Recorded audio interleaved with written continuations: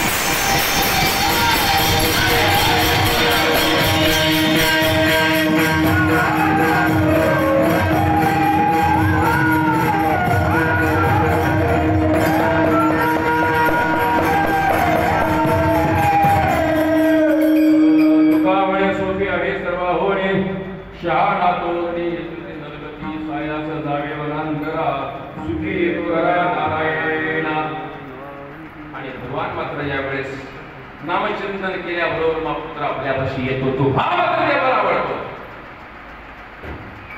आई जरी सुधी कराय कशी तर आवडी आनंद आळवा भगवंताला मात्र आखडावं लागतं.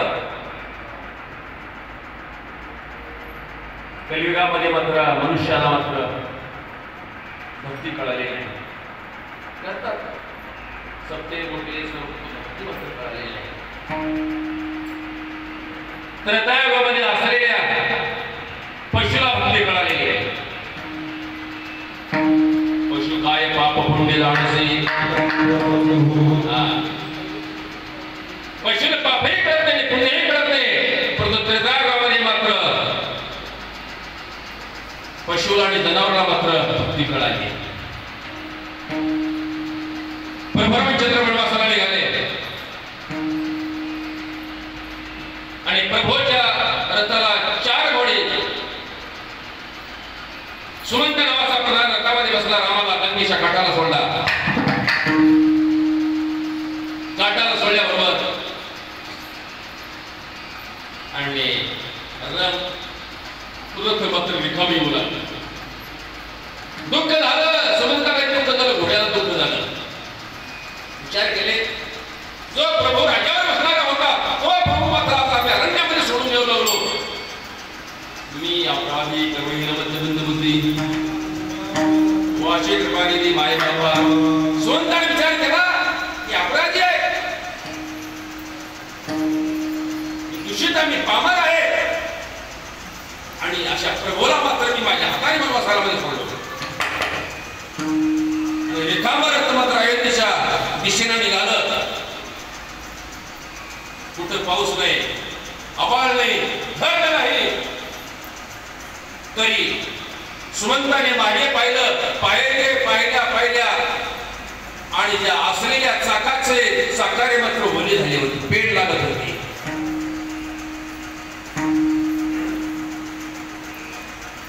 लागत असताना सुमंताने खाली उतरलं, पाहिलं पेट लागलेले आहे. पुढे जाऊन बघितलं, चारही घोडे रडतात. रामाचा वेग मात्र घोड्याला सहन न झाल्यामुळे चारही घोडे रडतात आणि खडखड अश्रू येऊ लागले. रामाला आम्ही सोडलो आणि रथ खाली अयोध्येमध्ये आलेला आहे. सुमंताला म्हणले, सुमंता हे रामाला आणल्याने पायामध्ये तू वनवासाला सोडलास आणि तू रिकामं घेऊन आलास. दुःख वाटतं की सोडला आहे.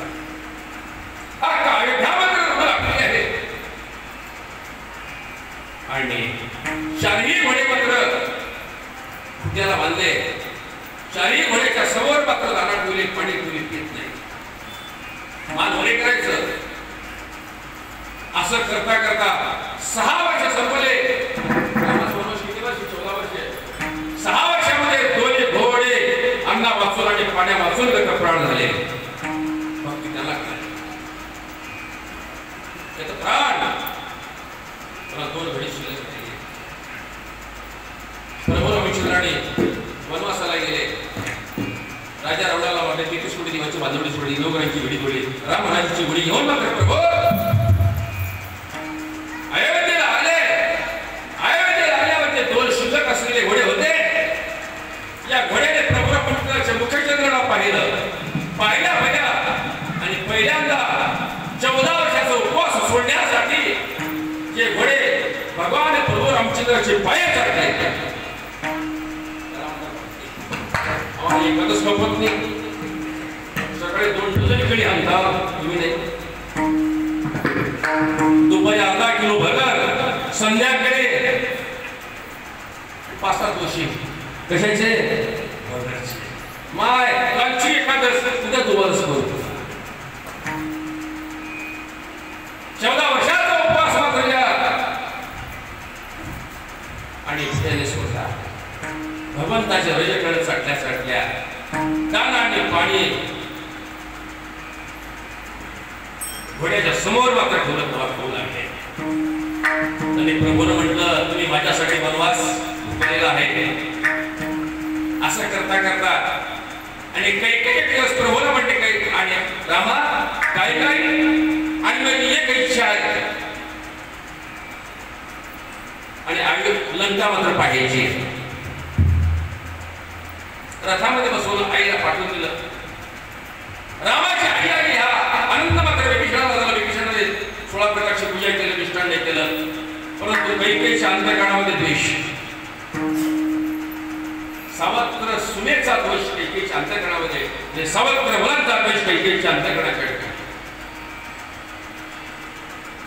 आणि विभीषणाला म्हणते, विभीषणा काय जी माझी सीता वरपांग बोलतो अंतःकरणात होती, जी माझी सून 6 महिने अशोकाच्या झाडाखाली बसली होती, ते स्थान राखूशील का? ऐका, मागणी तुझी आहे. त्यावेळेस विभीषण म्हणू लागला, आई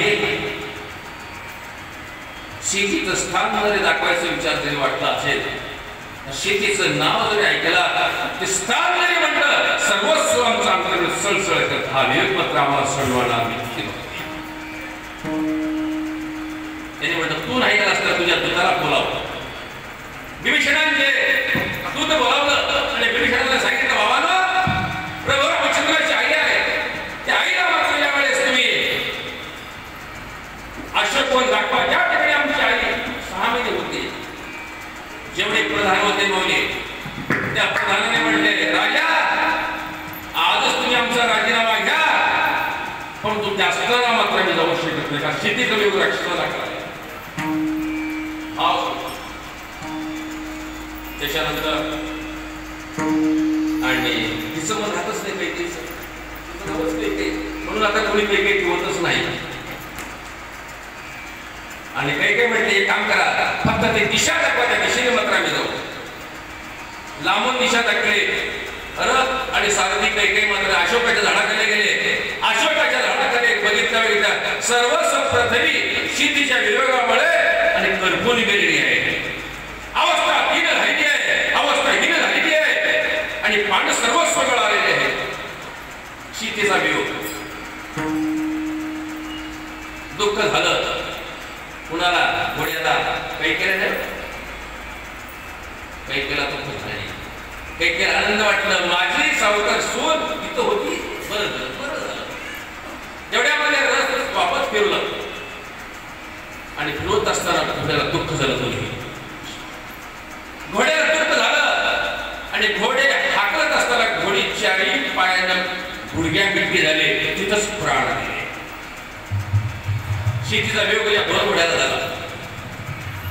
सांगितलं विभीषणाला विभीषणा आणि काही मातीच्या रथाचे घोडे त्याच्या प्राण झाले.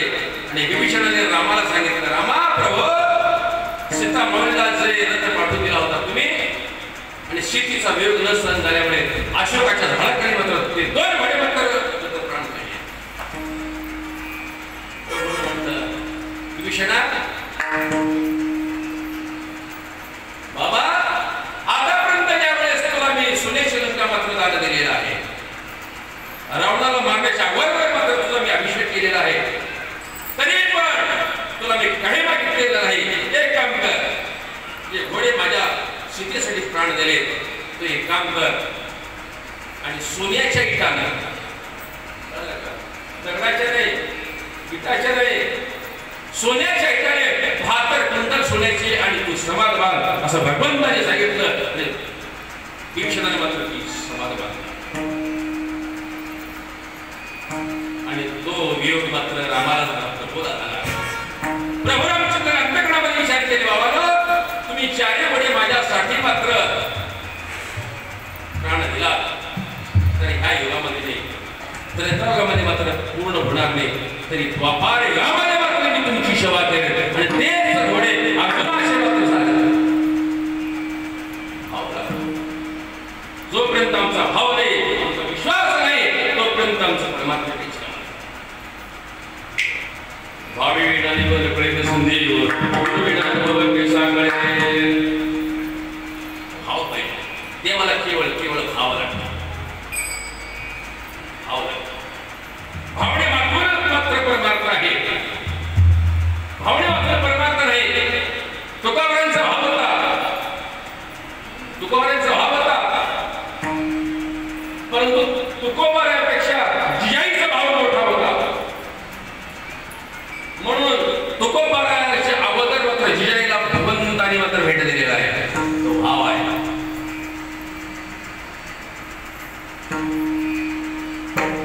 जिजाई मात्र ज्यावेळेस तुकोबारा विठ्ठल स्मरण करतो भंडारा बाळाला जात असताना 2 वाजले 3 वाजले आपल्या भाकरी घेऊन जाते जिजाई आणि तुकोबाराला विचारायचं धनी काय हवले तुम्ही ज्या मार्गाने जाता तो मार्ग मला सापडत नाही.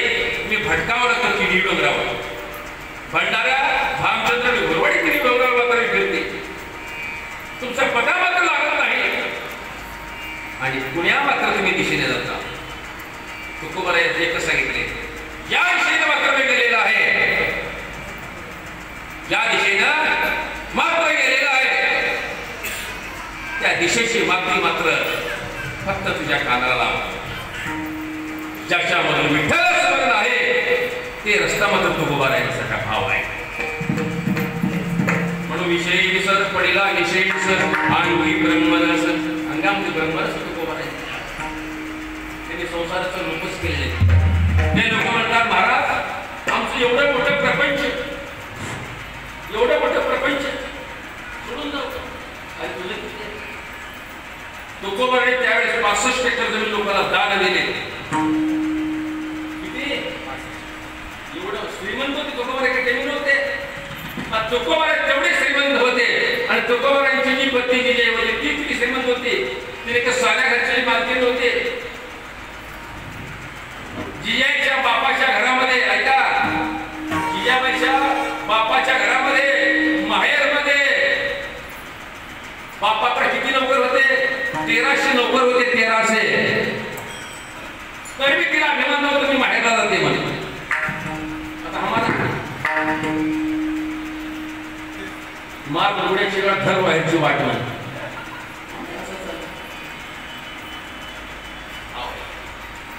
जसा तुकोबारायांचा भाव भगवंतावर होता, तसा जिजाईचा भाव मात्र तुकोबायाला होता. तुकोबाराया जोपर्यंत भेटत नाही तोपर्यंत अन्नाचा कण आणि पाण्याचा थेंब मात्र जिजाईने खात नव्हती. तिचा भाव मात्र तुकोबाया होता. आणि तुकोबाराला दिल्याशिवाय, तुकोबाराला मात्र पाणी दिल्याशिवाय, अन्न दिल्याशिवाय तिनं अन्न खात नव्हती. आणि देवाला कधीच नीट बोलत नव्हती. ही चुकीची. आम्ही काय करतो सांगू तुम्हाला, किती महाराज जरी उघडलो, किती जरी ग्रंथ वाचलो, तुम्ही तुमच्या पत्नीची जरी सेवा नाही केली तर कुठलाच देव तुम्हाला सापडणार नाही. पती तो परमेश्वर आहे.